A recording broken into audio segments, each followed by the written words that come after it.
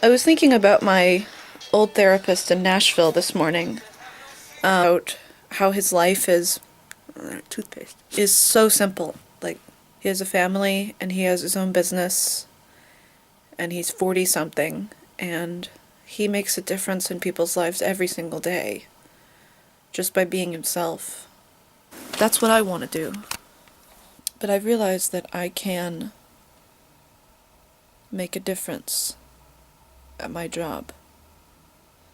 Just I can change people's lives for the better. Maybe not in as drastic ways as my therapist could, but in little ways. I really do need to start getting up earlier. I need to eat better. I need to go to sleep at a more decent time. I haven't been doing that, and that's 3 things that my old therapist told me that I should do when I first saw him was like, do you get enough sleep? Do you eat well? And do you exercise? And right now I'm not doing any of those things. Hard.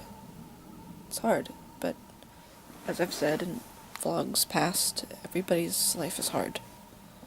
And my life is pretty damn easy compared to many, many other people's lives. I've got it really good and really easy.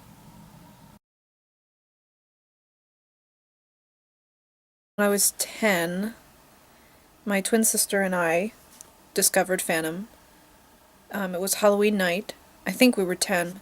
And my sister and I were out on the front porch, and we had, at my mom's house in Nashville, she has like 113 stairs exactly that go up a hill to our house. So we were stupidly waiting for people to climb the 113 stairs up to the house to get candy. So we were blasting scary music.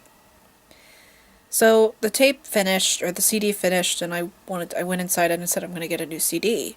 Found this one that was black with a black background and white writing, and I was like, ooh, that looks scary. So I took it out and it said Phantom, and I didn't really notice that, and I turned it over and I saw number 6 was the song called Music of the Night. So I went upstairs and I wanted to listen to it by myself for some reason. And I turned on number 6, and the most beautiful, there's not even a word to describe the voice that I heard. My whole world changed. My whole life changed when I heard that voice. That singer was Michael Crawford. I grew up listening to that soundtrack and pretending to be Eric in my bedroom alone. So I would lip sync to Phantom and pretend that I was him. And as I was going through puberty, I was doing this.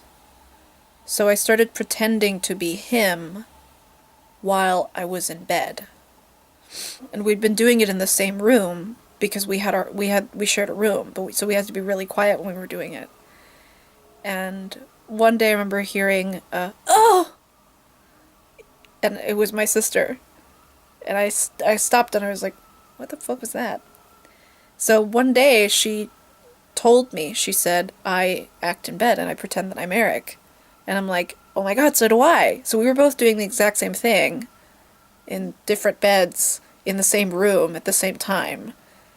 Would, act as Eric without the soundtrack. I would pretend that I was being whipped, or pretend that I was being raped, or pretend that I was being laughed at and stared at, and it was wonderful. It was very releasing and great. It was really great. And I still do it. 18 years later, I still do it. But this is something I've been doing pretty much my whole life, and I think this is the reason why I don't drink. I didn't have sex for a long time, and I don't do drugs, and I don't drink, and I don't do anything like that, because I had Phantom. So whenever I see Phantom live, it's almost like seeing porn. And pretending that I'm him is a way to get myself really, really turned on. And I don't really know why I'm telling you this now, but I did. So it's too late. Guess you know my dark secret now.